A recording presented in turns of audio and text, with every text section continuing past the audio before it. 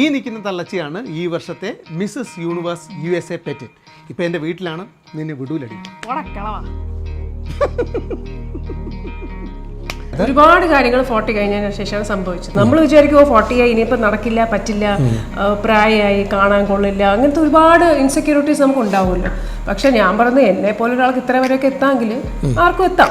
നീ ഫിലിപ്പൈൻസിൽ പോയിട്ട് മിസ്സസ് യൂണിവേഴ്സിൽ മത്സരിക്കേണ്ടി വന്നാൽ നിന്റെ ചെലവ് എത്രയായിരിക്കും? മിസ്സസ് യൂണിവേഴ്സ് ആയതിനു ശേഷം ഭർത്താവും മക്കളും ഞെട്ടിയോ? അമ്മ ഞെട്ടിയോ? ഞാൻ ഇപ്പോഴും വീട്ടിൽ ഇങ്ങനെ പട്ടിയുടെ അപ്പയും വാരി പാത്രവും സത്യം പറയുകയാണെങ്കിൽ ഈ മോഡലിംഗ് ഇൻഡസ്ട്രിയിൽ ഞാൻ ഇന്നേ വരെ നയ പൈസ ഉണ്ടാക്കിയിട്ടില്ല.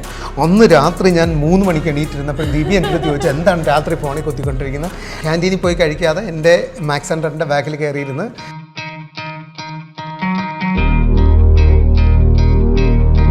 മിസ്സസ് യൂണിവേഴ്സ് USA പെറ്റിറ്റ് ഇപ്പോൾ എൻ്റെ വീട്ടിലാണ്. കുറേ ദിവസമായി അവൾ US നിന്ന് വന്നിട്ട്, പക്ഷേ ഇന്ന് വരാം നാളെ വരാം എന്നൊക്കെ പറഞ്ഞ് എന്നെ പറ്റിച്ചുകൊണ്ടിരിക്കുകയാണ്. ഇന്ന് എവിടെയോ ഷൂട്ട് കഴിഞ്ഞിട്ട് പാഞ്ഞു വരച്ചടാ നിൻ്റെ ലൊക്കേഷൻ അയച്ചതെന്ന് പറഞ്ഞ് ചാടിത്തുള്ളി ഇങ്ങോട്ട് വന്നിട്ടുണ്ട്. അപ്പോൾ നമ്മുടെ വീട്ടിലാണ് ഇപ്പോൾ മിസ്സസ് യൂണിവേഴ്സ് USA പെറ്റിറ്റ്. എങ്ങനെയുണ്ട്? 2025. അതെ, രശ്മി നായർ ട്രിവാൻഡ്രത്തുകാരിയാണ്, എൻ്റെ ബാല്യകാല സുഹൃത്താണ്. നമ്മൾ ഒരുമിച്ചാണ് ഏഷ്യാനെറ്റിൽ സുപ്രഭാതം, സായാഹ്നം അങ്ങനെയുള്ള പരിപാടികളൊക്കെ ചെയ്തിരുന്നത്. എൻ്റെ കൂടെ എന്ന് വെച്ചാൽ കൃത്യമായിട്ട് പറഞ്ഞാൽ ഇവൾ ആദ്യമായിട്ട് എപ്പിസോഡ് ചെയ്യുന്നത് എൻ്റെ കൂടെയാണ്. എൻ്റെ ഒരു ഐശ്വര്യം. അപ്പോൾ ഇവളിപ്പോൾ വളർന്ന് പടർന്ന് പന്തലിച്ച് ഇപ്പോൾ മിസ്സസ് യൂണിവേഴ്സ് USA പെറ്റിട്ടായിരിക്കുകയാണ്. ഇനി മനിലയിൽ നടക്കുന്ന മിസ്സസ് യൂണിവേഴ്സ് മത്സരത്തിലേക്ക് എന്തായാലും എത്ര ചിലവ് വന്നാലും ഇതൊരു ചാൻസാണ്, ഞാൻ പങ്കെടുക്കുമെന്ന് പറഞ്ഞുകൊണ്ടിരിക്കുക. എങ്ങനെയാണ് നീ മിസ്സസ് യൂണിവേഴ്സ് ആയത്?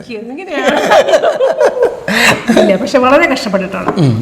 അങ്ങനെ ഒരു ചാൻസ് വന്നപ്പോൾ ഞാനങ്ങ് പോയി ചെയ്തു. അങ്ങനെ ജയിക്കുമെന്ന് വിചാരിച്ചൊന്നും ചെയ്തതല്ല, പക്ഷെ അവിടെ ചെന്ന് എന്തോ ഒരു ഭാഗ്യം പോലെ അന്നങ്ങ് സംഭവിച്ചു. അപ്പോൾ അതങ്ങ് എടുത്തു. ഇങ്ങനെ ഇരിക്കുന്നെങ്കിലും പിള്ളേരെ പോലെ ഇരിക്കുന്നെങ്കിലും ഒരു തള്ളച്ചിയാണ് കേട്ടോ.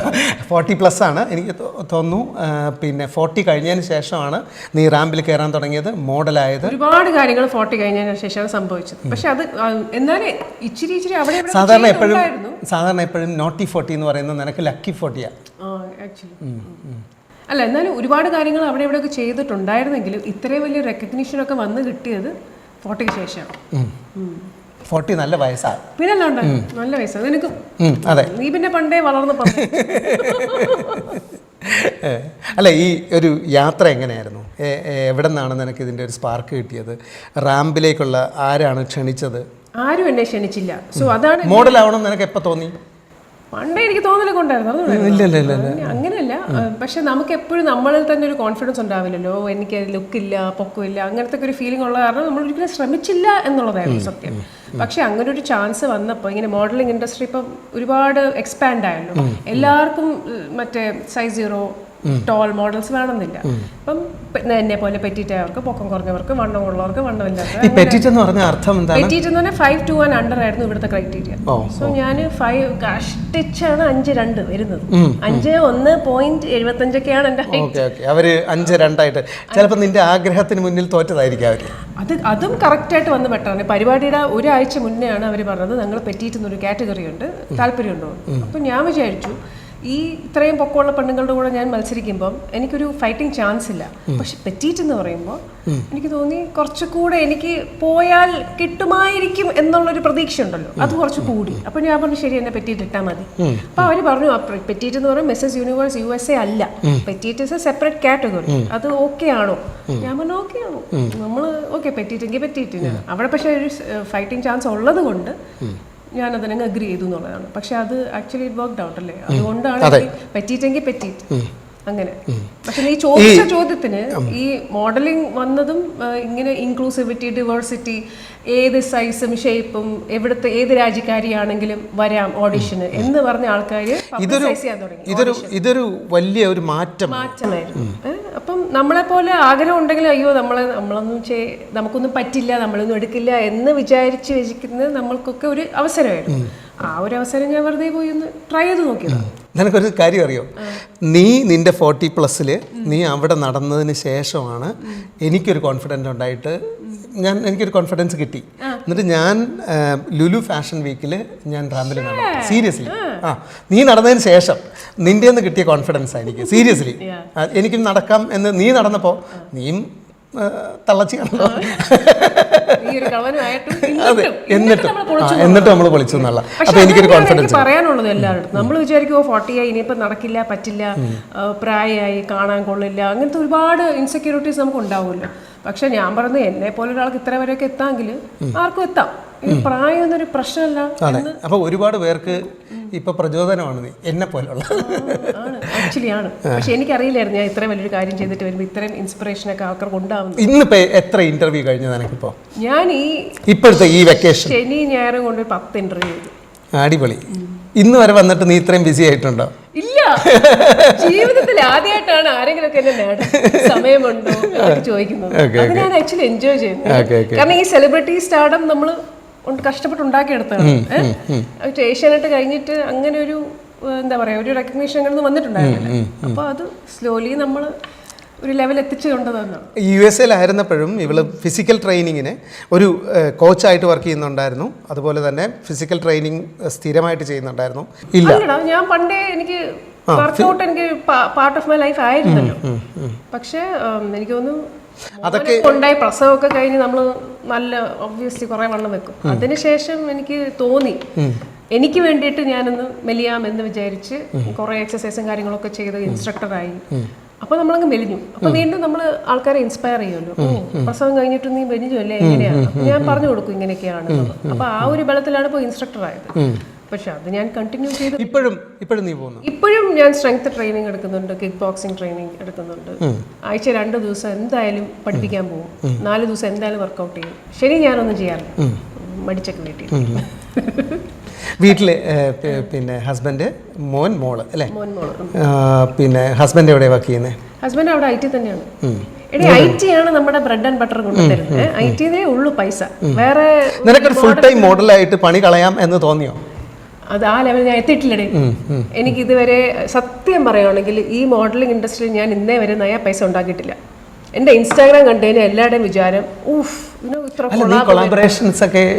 അതെല്ലാം ഫ്രീ ആണ് അല്ലെങ്കിൽ കൊളാബാണ്. പക്ഷെ പെയ്ഡ് ആയിട്ട് ഇന്നേ വരെ എനിക്ക് ഒരു സംഭവം കിട്ടിയിട്ടില്ല, ഒരു ചുക്കും കിട്ടിയിട്ടില്ല. നീ കയ്യിൽ നിന്ന് പൈസ മുടക്കിയാണ് ഈ കോസ്റ്റ്യൂം ഒക്കെ മേടിക്കുന്നതും എല്ലാം. കൊളാബ് വരുമ്പോൾ കോസ്റ്റ്യൂംസ് അവർ ഫ്രീ. ഇപ്പൊ എനിക്ക് അറ്റ്ലീസ്റ്റ് ഫ്രീ ആയിട്ട് ഡ്രസ്സും ഷൂസും ഓർണമെന്റ്സും ഒക്കെ വരുന്നുണ്ട്. അപ്പൊ ഇപ്പം ഫ്രീ ആണ്, അല്ലാണ്ട് എൻ്റെ മോണിറ്ററി ബെനിഫിറ്റ് എന്ന് പറയാനായിട്ട് ഒന്നും വന്നിട്ടില്ല. നമ്മൾ കാര്യമായിട്ടുള്ള ഫോൺ വിളിയൊന്നും ഇല്ലെങ്കിൽ പോലും ഇൻസ്റ്റാ ത്രൂ നമ്മൾ എപ്പോഴും കണക്റ്റഡാണ്. കാരണം ഇവളൊരു ഫോട്ടോ ഇട്ട് കഴിഞ്ഞാൽ എൻ്റെ ലൈക്സ് ഉണ്ടാവും അതിനകത്ത്. ഞാനൊരു ഫോട്ടോ ഇട്ട് കഴിഞ്ഞാൽ അസൂയമുത്തി ഇവളെന്തെങ്കിലുമൊക്കെ കമൻറ്റ് ചെയ്യും. അങ്ങനെ നമ്മൾ രണ്ടുപേരും പിന്നെ ഒരു പ്രാവശ്യം ആക്റ്റീവാണ്. ഒരു പ്രാവശ്യം നോക്കുമ്പോൾ ഉണ്ണിയാർച്ചയുടെ വേഷം ഇട്ടിട്ട് എടാ എങ്ങനെയുണ്ടെന്നൊക്കെ ചോദിച്ചിട്ട് ഇങ്ങനെ വാളമൊക്കെ കറക്കിയിട്ട് അവൾ എന്നോട് എന്ന് വെച്ചാൽ അവളൊരു വീഡിയോ എടുത്തിട്ട് ഇത് എങ്ങനെയുണ്ട്. അപ്പം ഞാൻ വിചാരിച്ചു ഇവൾക്ക് വെട്ടായി. ശരിക്കും പറഞ്ഞാൽ ഈ ഒരു മത്സരത്തിൽ അവളെ വിജയാക്കിയത് ആ ഉണ്ണിയാർച്ചയുടെ വേഷം. എന്ന് വെച്ചാൽ നമ്മൾ ഇപ്പോൾ പോലും ഇപ്പോൾ US നോക്കുകയാണെങ്കിൽ ഇതുവരെ ഒരു വനിതാ പ്രസിഡന്റ് വന്നിട്ടില്ല.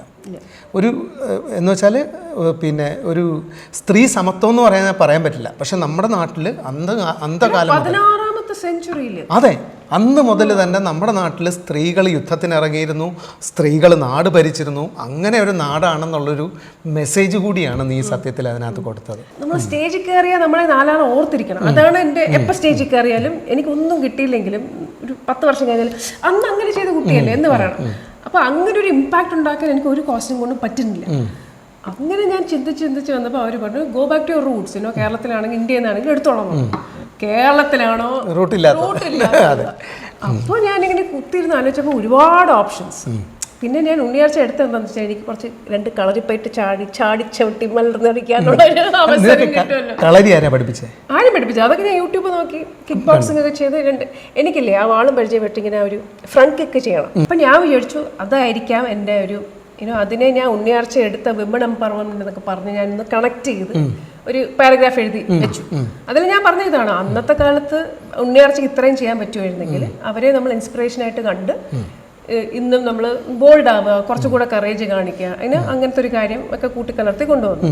എന്നിട്ട് എനിക്ക് എടുത്ത് ചാടണം. അപ്പോൾ ഞാൻ നമുക്ക് ഈ ഒരുപാട് റിഹേഴ്സൽസ് ഉണ്ടാവും ഈ പ്രോപ്പർ റൗണ്ട് വെച്ചിട്ട് നടക്കുമ്പോഴൊക്കെ.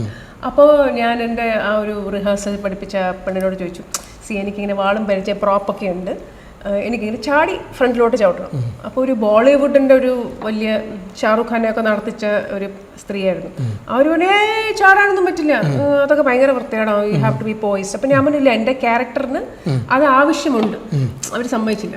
ഞാൻ വിചാരിച്ചു എൻ്റെ ഉദ്ദേശം എന്ന് പറഞ്ഞാൽ സ്റ്റേജിൽ ചാട്ടം ചാടാനായിരുന്നു. പിന്നെ ഞാൻ വേറൊരു കോച്ച് ഉണ്ടായിരുന്നു. പുള്ളിക്കാരി ഇന്ത്യൻ അല്ലായിരുന്നു. ഞാനിങ്ങനെ പോയി പുള്ളിക്കാരിക്ക് ഈ കോൺസെപ്റ്റ് ഒക്കെ കേട്ടപ്പോഴത്തേക്കും ആകെ അങ്ങ് excited. Kashmir you should jump. പിന്നെ ഞാനൊന്നും ആലോചിച്ചില്ല. ഞാൻ വെച്ചാൽ ഇനി എന്ത് സംഭവിച്ചാലും ഞാൻ അവിടെ നിന്ന് ഇനി ബോയ്ക്കോട്ട് ചെയ്ത് ഇറക്കി വിട്ടാലും ഞാൻ ചാടും. അപ്പോൾ എനിക്ക് ആ ഒരു ധൈര്യത്തിൽ ഞാൻ കയറി. കാരണം ഞാനിത് നല്ലോണം പ്രാക്ടീസ് ചെയ്തിട്ടുണ്ട്. ഞാൻ വളരെ എൻ്റെ ഒരു വിഷനായിരുന്നു ഇങ്ങനെ കേപ്പ് എടുത്ത് കൊണ്ടുവരണം, ഈ ടൈമിൽ കേപ്പ് വിട്ടിട്ട് ഞാൻ ചാടും എന്നുള്ളത്. ഞാൻ അങ്ങനെ പ്രാക്ടീസ് ചെയ്യുന്നത് ഞാനിത് മാറ്റൂല. ഞാനത് പോയി ചാടി. എൻ്റെ ഫ്രണ്ടിലാണ് കഴിഞ്ഞ വർഷത്തെ മിസ്സസ് യൂണിവേഴ്സിറ്റി. അപ്പം അവരുടെ മുഖത്തോട്ട് ഞാൻ ചാടി കറങ്ങി ഇതിനൊക്കെ നിന്ന്. എനിക്കത് ഞാൻ പറഞ്ഞില്ലേ, എനിക്ക് ആ സ്റ്റേജിൽ ആ സമയത്ത് എന്നെ 4 ആൾ ഓർത്തിരിക്കണം, അത്ര എനിക്ക് ഉണ്ടായിരുന്നുള്ളൂ, ജയിച്ചാലും ഇല്ലെങ്കിൽ. അപ്പം ഇന്നും എനിക്കറിയാം അന്ന് അവിടെ ഇരുന്നവർക്ക് നല്ല ഓർമ്മയുണ്ട് ഞാൻ ആ ചാട്ടം ചാടിയത്. പിന്നല്ലോണ്ട് ഞെട്ടി ഓ അതൊക്കെ ഞാൻ കേൾക്കുന്നുണ്ട്. അതായിരുന്നു എൻ്റെ ഒരു സക്സസ്. ഇപ്പം ഞാൻ ജയിച്ചില്ലായിരുന്നെങ്കിലും ഞാൻ ആ സ്റ്റേജിൽ പോയ 4 റൗണ്ട്സ് ചെയ്തതും എനിക്ക് ഭയങ്കര സാറ്റിസ്ഫാക്ഷൻ ആയിരുന്നു. I M content with what I did. അപ്പം എനിക്ക് എന്തോ ആ ഉണ്ണിയാർച്ച പിന്നെ അത് ഞാനിങ്ങനെ എൻ്റെ വിഷൻ എന്തായിരുന്നോ അത് അങ്ങനെ തന്നെ എനിക്കത് എക്സിക്യൂട്ട് ചെയ്യാൻ പറ്റും. അതിൻ്റെ ഒരു സന്തോഷം. നീ മിസ്സസ് യൂണിവേഴ്സ് ആയതിനു ശേഷം ഭർത്താവും മക്കളും ഞെട്ടിയോ?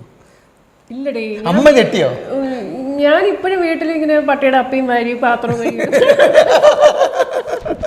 പക്ഷെ ഞെട്ടിയോന്ന് ചോദിച്ചാല് സന്തോഷമായിരുന്നു. കാരണം ഞാൻ ആ ടോപ്പ് 5 എത്തിയപ്പോൾ ഞാനിങ്ങനെ അമ്മേനെയും ഹസ്ബൻഡിനെ വിളിച്ച് പറഞ്ഞു, ഞാൻ ടോപ്പ് 5 എത്തിയിട്ടുണ്ട്, ആഞ്ഞ് പ്രാർത്ഥിച്ചോ, ഇനി എനിക്ക് ആ ക്രൗൺ വേണം.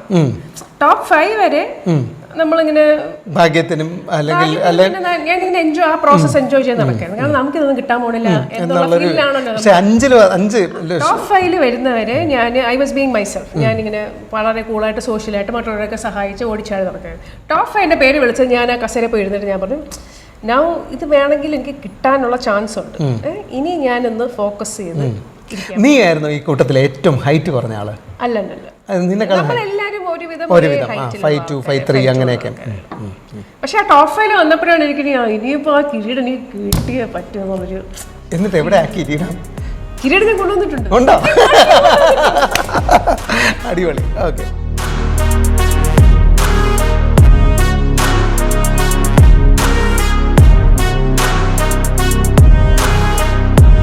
ഈ നിൽക്കുന്ന തള്ളച്ചിയാണ് ഈ വർഷത്തെ Mrs universe USA Petit.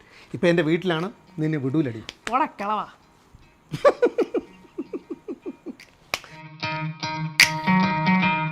ഇവളിപ്പോൾ Mrs universe ഒക്കെ ആയിട്ട് എൻ്റെ മുന്നിലിരിക്കുകയാണ്, വലിയൊരു സംഭവമായിട്ടൊക്കെ എൻ്റെ മുന്നിലിരിക്കുകയാണ്. എന്നെ ആരും സംഭവം ഒന്നും വിളിക്കാറില്ല, നീ മാത്രം എന്നെ സംഭവം എന്ന് വിളിക്കാറുള്ളൂ. ആർക്കും എൻ്റെ ഒരു വില. അല്ല അങ്ങനെയല്ല, നിനക്കിപ്പോൾ നീ വന്നതിന് ശേഷം നീ ഇപ്പോൾ ബിസി ആയില്ലേ? 12 ഇൻ്റർവ്യൂ കഴിഞ്ഞിട്ടല്ലേ നീ ഇപ്പോൾ ഇവിടെ ഇരിക്കുന്നത്? ഇന്നൊരു ഇൻ്റർവ്യൂ കഴിഞ്ഞിട്ടാണ് നീ ഇപ്പോൾ വന്നത്. ഓക്കെ, അപ്പോൾ നീ ഇപ്പോൾ വലിയ സംഭവമായിട്ട് ഇരിക്കുക എന്ന് വെച്ചാൽ അങ്ങനെ ഒരു കോൺഫിഡൻസ് ഇന്ത്യക്കാരായ ഒരാളിനും ഇതുവരെ ഉണ്ടായിട്ടില്ല. ആദ്യത്തെ ഇന്ത്യയിൽ നിന്നുള്ള ഒരു മിസ്സസ് യൂണിവേഴ്സ് പെറ്റിറ്റാണ് നീ. അതെ, പെറ്റിറ്റ് കാറ്റഗറിയിൽ ആദ്യത്തെ ഇന്ത്യനാണ് നീ. അപ്പോൾ നീ ഒരു സംഭവം തന്നെയാണ്, എൻ്റെ മനസ്സിലുണ്ടത്. എന്നാലും ഞാൻ ആലോചിക്കുന്നു, 22 വർഷം മുമ്പ് നീ അവതാരകയായിട്ട് വരുമ്പോഴത്തേക്ക് പട്ടിണിയും പരിവട്ടം ചായയും പഴംപൊരിയും കഴിക്കാൻ പൈസ ഉണ്ടോ എന്നൊക്കെ ചോദിച്ച് എപ്പിസോഡ് കഴിഞ്ഞ് നമ്മൾ ക്യാൻറ്റീനിൽ പോയി കഴിക്കില്ല. ക്യാൻറ്റീനിൽ പോയി കഴിക്കാതെ എൻ്റെ മാക്സ് സെൻ്ററിൻ്റെ ബാക്കിൽ കയറിയിരുന്ന് നമ്മൾ അവിടെ ജംഗ്ഷനിൽ വന്നിട്ട് പഴംപൊരിയും ചായയും കഴിച്ചിട്ട് 2ാമത്തെ എപ്പിസോഡിന് വേണ്ടി പോകുന്നതൊക്കെ എനിക്ക് ഓർമ്മയുണ്ട്. എൻ്റെ ഒരു പഴയ പടമുണ്ട്. ആ പടം തന്നെ പിന്നെ ഞാൻ സ്ക്രീനിൽ നിന്ന് എടുത്തിട്ടുള്ളതാണ്. ഞാൻ പിന്നെ അസിസ്റ്റൻ്റായിട്ട് വർക്ക് ചെയ്ത സമയത്ത് നമ്മുടെ പഴയ കാലത്തെ കുറേ പേരുടെ പടങ്ങൾ എൻ്റെ കയ്യിലുണ്ടായിരുന്നു. അതിനകത്ത് ഇപ്പോഴും സൂക്ഷിച്ച് വെച്ചേക്കുന്ന ഒരു പടം ഇവൾ ഞാനിവിടെ ഇരിക്കുന്നതാണ്. അതെ, എഡിറ്റ് ചെയ്യാനായിട്ട് കയറുന്ന സമയത്ത് ഞാൻ ഇവിടെ ഇരിക്കുന്നത് ആ സ്ക്രീനിൽ നിന്ന് ഞാൻ ഫോട്ടോ എടുത്താണ് ഇപ്പോഴും എൻ്റെ കയ്യിലുള്ള പടം. ആ ഫോട്ടോയും ഈ ഫോട്ടോയും ഇന്ന് അത് കഴിഞ്ഞിട്ട് ഈ വേഷത്തിൽ നമുക്കൊന്ന് റീക്രിയേറ്റ് ചെയ്യണം. എന്നിട്ട് ലാസ്റ്റ് നമ്മൾ ടൈറ്റിൽ കൊടുക്കുന്നത് നമ്മുടെ ആ പടം ഒരു സൈഡിൽ, ഈ പടം ഒരു സൈഡിൽ, അങ്ങനെ 22 വർഷങ്ങൾക്ക് ശേഷം. 22 വർഷങ്ങൾക്ക് ശേഷം എനിക്ക് പ്രായം തോന്നുമല്ലോ, നിന്നെക്കാട്ട കുറച്ച് പ്രായം. ആ നിനക്ക് വേറെ ഒന്നും പറയല്ലേ? ഓക്കെ, പ്രായം തോന്നുമെങ്കിലും 22 വർഷം മുമ്പ് നമ്മൾ പിള്ളേരായിരുന്നു. ഇപ്പം നീയും തള്ളച്ചിയായി, ഞാനും തന്തയായി. അപ്പം നമുക്ക് തന്ത വൈബിൽ ഇന്നൊരു പടം എടുത്ത് ലാസ്റ്റ് ടൈറ്റിൽ കൊടുക്കുന്ന അതിലായിരിക്കും. പഴയ മുഷ്താഖ് സാറാണ് നമ്മുടെയൊക്കെ ഗുരു എന്ന് പറയുന്നത്. നമ്മൾ ഏഷ്യാനെറ്റിൽ ഞാൻ അസിസ്റ്റൻ്റ് ആയിരുന്നു. എനിക്ക് അവതാരകനാവാൻ ആഗ്രഹം ഉണ്ടായിരുന്നു. അങ്ങനെ ഞാൻ എത്രയെങ്കിലും കാലത്തിന് ശേഷം പുള്ളിയോട് പറഞ്ഞു, ആദ്യത്തെ എപ്പിസോഡ് ചളകുളമായി. എന്നിട്ട് മുഷ്താഖ് സാർ എന്നോട് പറഞ്ഞു, എടാ നീ ഒരു തീരുമാനം എടുത്ത്, നീ അവതാരകനാവണമെന്നാണ് നീ ആഗ്രഹിച്ചത്, 8ാം ക്ലാസ് മുതൽ നിൻ്റെ സ്വപ്നം അതാണ്. നിനക്ക് അവതാരകനാവാൻ ആഗ്രഹമുണ്ടെങ്കിൽ ഒരു എപ്പിസോഡ് നീ നന്നായിട്ട് ചെയ്തിട്ട് നിർത്തിക്കുമെന്ന് പറഞ്ഞു. അങ്ങനെയാണ് ഞാൻ പ്രാക്ടീസ് തുടങ്ങുന്നത്. അതെ, അല്ല, അങ്ങനെയാണ് ഞാൻ പ്രാക്ടീസ് തുടങ്ങുന്നത്. എന്നിട്ട് ഞാനൊരു 5-6 എപ്പിസോഡ് കഴിഞ്ഞതിന് ശേഷമാണ് നീ വന്നത്. പക്ഷേ ഞാനൊരു കാര്യം പറയട്ടെ, എൻ്റെ ആദ്യത്തെ എപ്പിസോഡും നിൻ്റെ ആദ്യത്തെ എപ്പിസോഡും നോക്കിക്കഴിഞ്ഞാൽ നീ ആദ്യമേ സൂപ്പർ സ്റ്റാർ ആയിരുന്നു. എന്ന് വെച്ചാൽ ഞാൻ കുറേ നാൾ പ്രാക്ടീസ് ചെയ്ത് ക്രിസ് അയ്യറില്ലേ, കൃഷ്ണൻ ചേട്ടൻ, പുള്ളി എനിക്ക് കുറേ ട്രെയിനിങ് ഒക്കെ തന്നതിന് ശേഷമാണ് ഞാൻ നന്നായത്. പക്ഷെ നീ ഫ്രഷായിട്ട് വന്നിട്ട് ആദ്യത്തെ ഇത് കഴിഞ്ഞിട്ട് തന്നെ മുഷ്താഖ് സാർ എന്നോട് ഒന്ന് പറഞ്ഞിട്ടുണ്ട്, അവൾ പുലിയാണെന്ന്. എൻ്റെ കഥ അറിയാമോ? ഞാനെങ്ങനെയാണ് വന്നത്? നമ്മളൊന്നും, ഞാൻ പറഞ്ഞില്ല, എനിക്ക് വലിയ കോൺഫിഡൻസ് ഒന്നും ഉണ്ടായിരുന്നില്ല. ഇപ്പം ടി വി ആങ്കറൊക്കെ എനിക്ക് ദൂരത്താണ് ആ സ്വപ്നങ്ങളൊക്കെ. ഇപ്പം നമ്മൾ ജിമ്മിൽ പോവായിരുന്നു. എൻ്റെ ഒരു ഫ്രണ്ട് ഇങ്ങനെ ജിമ്മിൽ പോകണമെന്ന് ഞാനും വരും എന്ന് പറഞ്ഞാൽ അവളുടെ കൂടെ ഞാൻ പോവായിരുന്നു. അവിടെ ഇവരൊരു ഷൂട്ട് നടത്തി. സുപ്രഭാതമാണ് എന്ത് സായാഹ്നമായിരിക്കും, ജിമ്മിലെ സായാഹ്നം. അപ്പം അന്ന് ആങ്കർ വന്നെങ്കിൽ സംസാരിക്കുമ്പം വിശ്വാസ് സാറ് പറഞ്ഞു ഈ ഡിവൈസസിനെ കുറിച്ചൊക്കെ ഒന്ന്, എക്യുപ്മെന്റ്സിനെ കുറിച്ചൊക്കെ സംസാരിക്കും. പുള്ളിക്കാരിക്ക് അറിയില്ലല്ലോ, പുള്ളിക്കാരി ജിമ്മിൽ പോയിട്ടുണ്ടാവില്ല.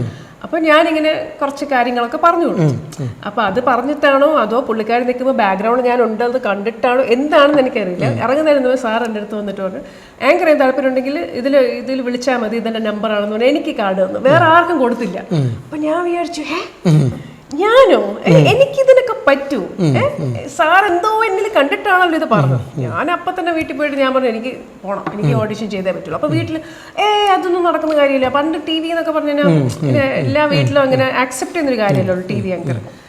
പിന്നെ അടിയൊക്കെ ഉണ്ടാക്കി ഞാൻ പോയി. അങ്ങനെയാണ് അവിടെ വന്നത്. അതൊരു വല്ലാത്തൊരു കഥയാണ്. ഞാൻ പറഞ്ഞ ആരും വിശ്വസിക്കില്ല. ഞാൻ ജിമ്മിൽ നിന്ന് പൊക്കിക്കൊണ്ട് വന്നതാണ്. അതുകൊണ്ട് ഞാൻ ജിം കളയാണ്ട് പിടിച്ചതും അതിൻ്റെ റീസണും അതുകൊണ്ടായിരുന്നു. നീ മിസ്സസ് യൂണിവേഴ്സ് പെറ്റിറ്റ് ആയതിനു ശേഷം കഴിഞ്ഞ ദിവസം വന്നിട്ടാണ് അമ്മയെ കാണുന്നത്. അമ്മയ്ക്ക് എന്തായിരുന്നു ഒരു വികാരം ഉണ്ടായിരുന്നത്?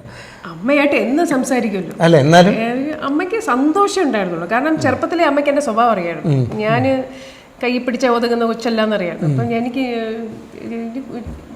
ചെറിയ സ്കേർട്ട് ഇടണം, സ്ലീവ്ലെസ് ഇടണം, ജീൻസ് ഇടണം, അങ്ങനത്തെ ആഗ്രഹങ്ങൾ മനസ്സിൽ കൊണ്ട് നടക്കാം. മമ്മി പറഞ്ഞു, കേരളം വിട്ടിട്ട് എന്താ വേണം ചെയ്യില്ലേ, കല്യാണം കഴിഞ്ഞിട്ട് എന്ത് വേണം ചെയ്തത്, അതാണല്ലോ നമുക്ക് പഠിപ്പിച്ചു തന്നിരിക്കുന്നത്. അത് കഴിഞ്ഞ് എന്ത് വേണേ ആവാം. അപ്പൊ എനിക്ക് കല്യാണം കഴിഞ്ഞ് എന്ത്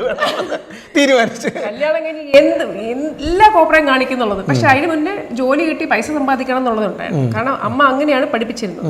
പോസ്റ്റ് ഗ്രാജുവേഷൻ എടുക്കണം, ജോലി കിട്ടണം, അത് കഴിഞ്ഞിട്ടേ ഉള്ളൂ കല്യാണം അല്ലെ എന്തെങ്കിലും. അപ്പൊ ജോലിയായിരുന്നു നമ്മുടെ ഒരു പ്രയോറിറ്റി ലൈഫിൽ. അപ്പോൾ അമ്മയ്ക്ക് അത് സ്വഭാവം നല്ലോണം അറിയാവുന്നതുകൊണ്ട് എല്ലാത്തിനും സമ്മതിച്ചു. പോസ്റ്റ് ഗ്രാജുവേഷൻ എടുത്തു, പഠിച്ചു കഴിഞ്ഞു, ജോലി കിട്ടി, ഓക്കെ ഇതൊക്കെ ചെയ്തു എന്നുള്ളത് സമ്മതിച്ചു. അപ്പം അമ്മയ്ക്ക് അറിയായിരുന്നു എന്തെങ്കിലുമൊക്കെ ഞാൻ കാണിച്ചു കൂട്ടുന്നുള്ളൂ. അപ്പം ഞാൻ മോഡലിങ്ങിന് പോകുമ്പോൾ ഭയങ്കര സപ്പോർട്ടായിരുന്നു. അയ്യോ ഉടുപ്പിച്ചിട്ട് ഇവിടെയൊക്കെ താന്ന് പോയി ഇറക്കം കുറഞ്ഞില്ലേ എന്നൊക്കെ ഡയലോഗ് അടിച്ചെങ്കിലും സപ്പോർട്ട് ഭയങ്കരമായിരുന്നു. അപ്പം ഞാൻ ഈ പാജന്റിന് പോകുന്നതൊക്കെ പറഞ്ഞപ്പോൾ പോകണം, ഇങ്ങനെ പോയി എന്തെങ്കിലുമൊക്കെ ചെയ്യണം എന്നുള്ളത് എപ്പോഴും ഉണ്ടായിരുന്നു. അപ്പം ഞാൻ ജയിച്ചു എന്നൊക്കെ പറഞ്ഞപ്പം നല്ല സന്തോഷമായിരുന്നു. ഹസ്ബൻഡിൻ്റെ സപ്പോർട്ട് എങ്ങനെയായിരുന്നു നീ റാമ്പിലേക്ക് നടക്കാൻ തുടങ്ങുമ്പോൾ? എന്ന് വെച്ചാൽ നിനക്ക് യാതൊരു എക്സ്പീരിയൻസും ഇല്ലാതെ എങ്ങനെയാണ് നീ പഠിച്ചത്? യൂട്യൂബ് നോക്കിയിട്ടോ? എടാ ഫസ്റ്റ് ഞാൻ ഓഡിഷൻ പോയപ്പോൾ എനിക്ക് നടക്കാണെന്ന് വലിയ പിടിയില്ലായിരുന്നു. നമ്മൾ ഈ ചില്ലറ മലയാളി അസോസിയേഷൻ അല്ലെങ്കിൽ നോർത്ത് ഇന്ത്യൻ അസോസിയേഷൻ റാമ്പ് വാക്കിലൊക്കെ ചുമ്മാ പോയി നടന്ന ഒരു ക്വാളിറ്റി ഇല്ലാത്ത നടപ്പായിരുന്നു. അതിനൊക്കെ നടക്കുമെങ്കിലും പിന്നെ ഞാൻ ഈ ഓഡിഷൻ പോകുന്ന നേരത്ത് യൂട്യൂബ് നോക്കി പഠിച്ചു. യൂട്യൂബ്, ഇൻസ്റ്റാഗ്രാം, ഫേസ്ബുക്ക് ഒക്കെ ആയിരുന്നു എൻ്റെ ഫ്രണ്ട്സ്. അത് നോക്കിയിട്ട് ഓരോന്നിനും ഇപ്പം ക്ലോത്ത്സ് ആണ് ഡിസൈനറെങ്കിൽ അതിനൊരു സ്പെഷ്യൽ സംഭവമുണ്ട്. ഇപ്പോൾ ജ്വല്ലറി ആണെങ്കിൽ അതിനൊരു സ്പെഷ്യൽ വാക്കുണ്ട്, ഷൂസ് ആണെങ്കിൽ അതിനൊരു സ്പെഷ്യൽ വാക്കുണ്ട്, പാജൻ്റ് ആണെങ്കിൽ അതിനൊരു സ്പെഷ്യൽ വാക്കുണ്ട്. അപ്പോൾ ഇതൊന്നും നമ്മളെ പഠിപ്പിച്ചു തരാൻ ആരുമില്ല. പക്ഷെ ഞാൻ യൂട്യൂബ് നോക്കി പഠിച്ചു. എല്ലാത്തിലും നീ അത്യാവശ്യം സെൽഫ് ടോട്ടാണ്. നീ എവിടെ നടന്നു നോക്കും? എന്നിട്ട് വീട്ടില് ഫുൾ സ്കെയിൽ കണ്ണാടി മേടിച്ചു വെച്ചു. ഫ്രണ്ട് ഡോർ തുറന്ന് കയറുന്നതും കണ്ണാടി. അപ്പൊ എപ്പോഴും നടക്കണം. തൂക്കുമ്പോഴും തുടക്കുമ്പോഴും നിൽക്കുമ്പോഴൊക്കെ നമ്മൾ നിന്റെ ഭർത്താവ് പറഞ്ഞില്ലേ ഇല്ല, നീ ചോദിച്ച ഭർത്താവിന്റെ സപ്പോർട്ട്. അല്ലെ പുള്ളിക്കാരന്റെ സപ്പോർട്ട് ഇല്ലെങ്കിൽ നമ്മൾ എവിടെ എത്തൂല. പക്ഷെ പുള്ളിയുടെ കുറെ പൈസ നശിപ്പിച്ചോ നീ? സത്യം. പുള്ളിയുടെ അല്ല, ഞാൻ എന്റെ സ്വന്തം. അല്ല, പുള്ളിയുടെ പൈസ നശിപ്പിച്ചോ കുറച്ച്? കുറച്ച്. എന്റേത് മതിയാവാതെ വരുമ്പോ ഞാൻ അവിടെ കയറി മോഷ്ടിക്കുമായിരുന്നു. ഇല്ല, പക്ഷെ പുള്ളിക്കാരന് നല്ല സപ്പോർട്ടാണ്. പുള്ളിക്കാരന് ഭയങ്കര സന്തോഷമാണ് ഞാൻ ഇങ്ങനെയൊക്കെ പോയി ഈ പ്രായത്തിൽ ഇതൊക്കെ ചെയ്യുന്നു എന്നുള്ളതിന്. ഞാൻ ഒരുപാട് പേരെ ഇൻസ്പയർ ചെയ്യുന്നു എന്നുള്ളതിൽ ഒരുപാട് അഭിമാനിക്കുന്ന ഒരു വ്യക്തിയാണ്. ആ സമയത്ത് കുഞ്ഞുങ്ങളെയൊക്കെ പുള്ളി എന്നെ ടേക്ക് കെയർ ചെയ്യും, നിന്നെ അതൊക്കെ ചെയ്തോളൂ. അടിപൊളി. പിള്ളേരെയും പട്ടികളെയും എല്ലാം നല്ലോണം. എത്ര പട്ടികളുണ്ട്? ഒരേ വഴി പട്ടി. Okay okay. ഇല്ല, ചെയ്തോളൂ. എനിക്ക് വന്ന് നമ്മൾ വീടിന്ന് വിടുമ്പോഴാണല്ലോ നമുക്ക് നമ്മൾ മാത്രമേ ഉള്ളൂ എന്നുള്ളൊരു ഫീലിംഗ് വരുന്നത് അല്ലേ. നമ്മൾ ഇവിടെ പുറത്ത് പോയാൽ ഫ്രണ്ട്സ് മാത്രമേ ഉള്ളൂ, ഇല്ലെങ്കിൽ നമ്മളുടെ ഒരു ലോകം, ചെറിയൊരു ലോകം. അപ്പോൾ അവിടെ 50-50 നമ്മൾ ഇട്ടേ പറ്റുള്ളൂ. 50 അല്ല, ചിലപ്പോൾ പുള്ളിക്കാരൻ 75 ഞാൻ 25. അപ്പോൾ അത് ആ ഒരു സപ്പോർട്ട് അങ്ങോട്ടും ഇങ്ങോട്ടും ചെയ്തേ പറ്റുള്ളൂ. അപ്പോൾ എനിക്ക് മാത്രം ഞാൻ മാത്രം വീട്ടുകാരെ നോക്കി നടത്താമെന്ന് പറഞ്ഞിട്ട് കാര്യമില്ല, നടക്കില്ല. സോ ആ കാര്യങ്ങൾക്കൊക്കെ നല്ല സപ്പോർട്ടാണ്. ആ ഒരു സപ്പോർട്ട് ഇല്ലെങ്കിൽ ഒന്നും ചെയ്യാൻ പറ്റില്ല. ഇല്ലില്ല. നീ ഇതൊക്കെ പറഞ്ഞു, നിന്റെ ഇനിയുള്ള ആഗ്രഹങ്ങൾ പറഞ്ഞു. പക്ഷെ ഞാൻ ചോദിച്ച ആദ്യത്തെ ചോദ്യത്തിന് പിന്നെ 2 സിനിമ ചാൻസ് കിട്ടിയാൽ ഞാൻ പോകും, ആരെങ്കിലും വിളിച്ചാൽ. സിനിമ കിട്ടിയാൽ പോകും. ഇത് കേട്ടുകൊണ്ടിരിക്കുന്ന സംവിധായകരോ അല്ലെങ്കിൽ അസിസ്റ്റന്റ് ഡയറക്ടേഴ്സോ അല്ലെങ്കിൽ സിനിമാ മേഖലയിൽ വർക്ക് ചെയ്യുന്ന ആരെങ്കിലും ഉണ്ടെങ്കിൽ ഇവള് സിനിമ കിട്ടിയാൽ പോകുമെന്നാണ് പറയുന്നത്. എൻ്റെ അടുത്ത് വേറെ 3-4 ഇന്റർവ്യൂ വിളിച്ചു, അപ്പോൾ സിനിമയിലൊക്കെ അഭിനയിച്ചു. നമ്മൾ ആരും വിളിച്ചില്ല. ഞാൻ ചോദിച്ച ആദ്യത്തെ ചോദ്യം ഇപ്പോഴും അവിടെ തന്നെ നിൽക്കുന്നു. നീ ഫിലിപ്പൈൻസിൽ പോയിട്ട് മിസ്സസ് യൂണിവേഴ്സിൽ മത്സരിക്കേണ്ടി വന്നാൽ നിന്റെ ചെലവ് എത്രയായിരിക്കും? ഇനി ആരെങ്കിലും ഒരു സ്പോൺസർ കിട്ടിയാലോ? സ്പോൺസർ കിട്ടിയാൽ വളരെ ഉപകാരമായി. എന്നാലും എത്ര ഒരു ചെലവ്? ഞാൻ പറയട്ടെ. അപ്പം എനിക്ക് അവിടുത്തെ റൗണ്ട്സ് ഒക്കെ അവർ ഓൾറെഡി അയച്ചു തന്നു. അപ്പോൾ അതിലൊരു മെയിൻ റൗണ്ട് എന്ന് പറഞ്ഞാൽ പ്രോപ്പ് റൗണ്ടാണ്. വീണ്ടും പ്രോപ്പ് റൗണ്ട് എന്ന് പറയുമ്പോൾ നീ ടി വിയിലൊക്കെ കണ്ടിട്ടില്ലേ, മിസ്സസ് യൂണിവേഴ്സിന്റെ മിസ് യൂണിവേഴ്സിന്റെ പ്രോപ്പ് റൗണ്ട്. അത് ഭയങ്കര ഇമ്പോർട്ടൻ്റ് ആയിട്ടുള്ളൊരു ക്രൂഷ്യൽ ഫാക്ടറാണ്. അപ്പം ഭയങ്കര എന്താ ഒരു എക്സ്ട്രാ വെക്കൻഡ് കൈൻഡ് ഓഫ് പ്രോപ്പ് ആയിരിക്കണം. നമ്മൾ ചുമ്മാ വീട്ടിൽ ഇരുന്ന് തയ്ച്ചുണ്ടാക്കി കൊണ്ടുപോകാൻ പറ്റില്ല. അപ്പം മെയിനായിട്ട് ഇത് ചെയ്യുന്ന തായ്ലാൻഡ്. നിനക്കറിയാം, തായ്ലാൻഡിലാണ് ഈ കോസ്റ്റ്യൂം ഒക്കെ എല്ലാവരും നല്ല പലതരം രീതിയിൽ ക്രിയേറ്റ് ചെയ്ത് കൊടുക്കുന്നത് ചീപ്പറായിട്ട്. പക്ഷേ ഞാനൊരു ഡിസൈനറിനെ വെറുതെ പിങ് ചെയ്ത് ചോദിച്ചു ഇങ്ങനെ എന്താണെന്ന് ചോദിച്ചപ്പോഴത്തേക്കും പുള്ളിക്കാരൻ പറഞ്ഞു $6,000 ആണ് സ്റ്റാർട്ടിങ് ഒരു സാധാ പ്രോപ്പ് ഉണ്ടാക്കാൻ. അത് പിന്നെ നമ്മൾ കസ്റ്റമൈസ് ചെയ്യുമല്ലോ, പിന്നെ നമ്മൾ ഡിസൈൻ ചെയ്യും. അത് പോരാ, ഇത് വേണം, കുറേ അഡീഷൻ വരും. അതിപ്പം അതിന് ഇത് കൂടുന്നതനുസരിച്ച് പ്രൈസും കൂടുന്നു. ഒരു 8,500 വരെ വെച്ചോ. അത് കഴിഞ്ഞിട്ട് അപ്പം ഞാൻ പറഞ്ഞു, ഇതേ പറഞ്ഞ $8,500 അത് ഒരു കോസ്റ്റ്യൂമിന്. 2 ദിവസം കഴിഞ്ഞ് വേണമെന്ന് പറയണത്. സോറി, ഒരു കാര്യം പറയാൻ പറ്റുമോ, ഇതിൽ ഷിപ്പിംഗ് ഇൻക്ലൂഡഡ് അല്ല. ഷിപ്പിംഗ് ചാർജ് വേറെ. ഷിപ്പിംഗ് ഇയാൾ ഷിപ്പ് ചെയ്ത് എനിക്ക് അമേരിക്കയിലോട്ട് ഷിപ്പ് ചെയ്യാം. പിന്നെ അമേരിക്കയിൽ ഞാനത് ഫിലിപ്പൈൻസിൽ കൊണ്ടുപോകണം. ഫിലിപ്പൈൻസ് യൂസ് ചെയ്ത് കഴിഞ്ഞിട്ട് ഞാൻ തിരിച്ചു കൊണ്ടുപോകണം. അപ്പോൾ ഒരു $10,000-12,000 മിനിമം ഒരു നല്ല ഡിസൈനർ തായ്ലാൻഡിൽ മേടിക്കുന്നത്. ഇത് ചുരുട്ടി വെച്ച് കൊണ്ടുവരാൻ പറ്റില്ല അല്ലേ? എങ്ങനെ ചുരുട്ടിയാലും നടക്കൂല. ഒരു പെട്ടി അതിന് വേണ്ടി മാത്രം, പെട്ടിയോ അല്ലെങ്കിൽ ഒരു ഫുൾ എക്സ്ട്രാ ലഗേജ് ആയിട്ട് തന്നെ അത് കൊണ്ടുപോകണം. അപ്പൊ അതൊരു എക്സ്പെൻസ് ആണ്. നല്ലത് വേണമെങ്കിൽ, ജയിക്കണം എന്ന് ആഗ്രഹം ഉണ്ടെങ്കിൽ, ഞാൻ പറഞ്ഞില്ലേ സ്റ്റേജിൽ കയറി ഇംപ്രസ് ചെയ്യണമെന്നുണ്ടെങ്കിൽ ചുമ്മാ നമുക്ക് ഒരു ഫ്ലാഗ് ഉണ്ടാക്കിക്കൊണ്ട് പോകാൻ പറ്റില്ല. അതൊരു എക്സ്പെൻസ്. പിന്നെ ഈ ഗൗണുകൾ വരും. ഒരു 10 ദിവസ പരിപാടിയാണ്. മിനിമം ഒരു 9 ഗൗണെങ്കിലും വേണം. ഒരു ഗൗണിന് $200 വെച്ച് പിടിച്ചാൽ ആയല്ലോ. മാത്തമാറ്റിക്സ് അങ്ങ് ചെയ്തു തന്നെ, മാത്സിൽ വലിയ ഗുണമൊന്നും ഇതില്ല. അത് കഴിഞ്ഞിട്ട് നമ്മുടെ ടിക്കറ്റ്സും പിന്നെ ഇതിൻ്റെ കുറച്ച് രജിസ്ട്രേഷൻ ചാർജസും. പിന്നെ എന്തായാലും നമ്മൾ പോകുന്നു. പിന്നെ അതിനുള്ള ഷൂസ്, ചീപ്പ്, ചെരുപ്പ്, കണ്ണാടി, ഈ സാധനങ്ങളും ഒക്കെ വേണം. രജിസ്ട്രേഷൻ ഫീസ് ആയിട്ട് എന്തെങ്കിലും ഉണ്ടോ? ഇതിപ്പോൾ ഞാൻ ഈ ടൈറ്റിൽ വിൻ ചെയ്തതുകൊണ്ട് എനിക്ക് രജിസ്ട്രേഷൻ ഫീസ് ഇല്ല. അത് വേവ്ഡ് ചെയ്തു. പക്ഷെ എല്ലാ ബാക്കിയൊക്കെ ഉണ്ട്. അപ്പോൾ ഒരു ഉദ്ദേശം ഊഹിക്കാമല്ലോ. ഒരു മിനിമം 10,000-15,000 15,000 എന്തായാലും. അതെ. പിന്നെ നമ്മുടെ ടിക്കറ്റ്സും കാര്യങ്ങളും ഒരു 12 ലക്ഷം രൂപ അല്ലേ? 12 ലക്ഷം രൂപ വേണം. അമ്മ വല്ലതും ക്രൗണൊക്കെ വെച്ചിട്ട് എനിക്ക് ഇല്ല. എനിക്ക് സ്പോൺസറിനെ കിട്ടും എന്നാണ് എൻ്റെ ഒരു പ്രതീക്ഷ. കിട്ടുവാണെങ്കിൽ നന്നായിരിക്കും. ഞാൻ പറഞ്ഞില്ലേ, എനിക്ക് ഒരുപാട് ഈ മിസ്സസ് യൂണിവേഴ്സ് ഒരുപാട് എന്താ പറയുക സക്സസ്ഫുൾ ആയ പെണ്ണുങ്ങളുടെ കൂടെയൊക്കെ നമ്മൾ നിന്നിട്ട് എനിക്ക് ലോകത്തെ കാണിക്കണം. ഞാൻ ഇത്രേ ഉള്ളൂ, ഞാൻ 5 അടി 2 ഇഞ്ചേ ഉള്ളൂ, ഞാൻ വലിയ സംഭവമൊന്നുമല്ല. പക്ഷെ എന്നെ കൊണ്ട് പറ്റുന്ന പോലെ ഞാൻ ഈ ഇന്റർനാഷണൽ സ്റ്റേജിൽ വന്ന് എത്തിപ്പെട്ടു. സോ എനിക്ക് ഇത്രയും വലിയ സെലിബ്രിറ്റീസിന്റെ കൂടെ ഞാൻ ഇവിടെ നിന്ന് നിൽക്കുന്നുണ്ടെങ്കിൽ നിങ്ങൾക്കും ചെയ്യാം. ആ ഒരു മെസ്സേജ് ഞാൻ എത്ര പൈസ മുടക്കിയാലും അത് എനിക്ക് തോന്നുന്നു ലൈഫിൽ എനിക്ക് കൊടുക്കാൻ പറ്റുന്ന ഏറ്റവും വലിയ മെസ്സേജ് ആയിരിക്കും. ആ ഒരു ആഗ്രഹം കൊണ്ട് മാത്രം ഞാൻ പോകാൻ തീരുമാനിച്ചു. അടിപൊളി. ശരിക്കും പറഞ്ഞാൽ മിസ്സസ് യൂണിവേഴ്സ് USA പെറ്റിറ്റ് കഴിഞ്ഞിട്ട് അന്ന് രാത്രി തന്നെ ഇവളുടെ ഫോട്ടോ എനിക്ക് അയച്ചു തന്നു. അന്ന് രാത്രി ഞാൻ 3 മണിക്ക് എണീറ്റിരുന്നപ്പോൾ ദിവ്യ എൻ്റെ അടുത്ത് ചോദിച്ചു എന്താണ് രാത്രി ഫോണിൽ കുത്തിക്കൊണ്ടിരിക്കുന്നത്. അങ്ങനെ ഞാൻ നിൻ്റെ പഴയ ഫോട്ടോയും വെച്ച് ഇവള് പിന്നെ നമ്മൾ ഒരുമിച്ച് ഇത് ചെയ്തിരുന്നവൾ അവളിപ്പോൾ എത്തിയിട്ട് എന്ന് പറഞ്ഞിട്ട് എന്നിട്ട് ഞാൻ മുസ്താഖ് യൂണിവേഴ്സിറ്റി എന്നൊക്കെ പറഞ്ഞിട്ട് ഞാൻ അന്ന് പോസ്റ്റ് ഇട്ടു. ആ പോസ്റ്റ് ഇട്ടിട്ടാണ് കിടന്നുറങ്ങിയത്. അപ്പോൾ ചങ്കെ നീ ഫിലിപ്പൈൻസിൽ പോയിട്ട് വിജയിയായിട്ട് ആ കിരീടം വെച്ചുള്ള ഫോട്ടോ എനിക്ക് വീണ്ടും ഇൻസ്റ്റാഗ്രാമിൽ പോസ്റ്റ് ചെയ്യണം. ഇനിയിപ്പോൾ നമ്മൾ ചെയ്യാൻ പോകുന്നത് നമ്മൾ 22 വർഷം മുന്നേ ഏഷ്യാനെറ്റിൻ്റെ സ്റ്റുഡിയോ ഫ്ലോറിലിരുന്ന അതേ പോസിൽ നമ്മൾ ഈ കോസ്റ്റ്യൂമിൽ നമ്മൾ പോസ് ചെയ്തിട്ട് ആ ഫോട്ടോ ഇടാൻ പോവാണ്. ഈ ഫോട്ടോയുടെ മുകളിലായിരിക്കും ഇതിൻ്റെ എൻ ക്രെഡിറ്റ്സ് പോകുന്നത്. അപ്പോൾ നീ വന്നതിനും ഈ രാജ് കലേഷ് പ്രൊഡക്ഷൻസ് പ്രൈവറ്റ് ലിമിറ്റഡിൻ്റെ ഈ ഇൻ്റർവ്യൂ തന്നതിനും ഒഫീഷ്യലായിട്ട് അതിൻ്റെ മുതലാളി എന്ന രീതിയിൽ താങ്ക് യു. എനിക്ക് വളരെ വാം വെൽക്കം ആയിരുന്നു. I love your house. ഇതിൻ്റെ ഈസ്തറ്റിക് സെൻസ് ഭയങ്കരമായിട്ടുണ്ട്, അടിപൊളിയായിട്ടുണ്ട്. പിന്നെ ഭക്ഷണം തന്നതിനും ചായ തന്നതിനും കാപ്പി തന്നതിനും ഒക്കെ വളരെയധികം നന്ദിയുണ്ട്. നീ പൊളിച്ചിട്ട്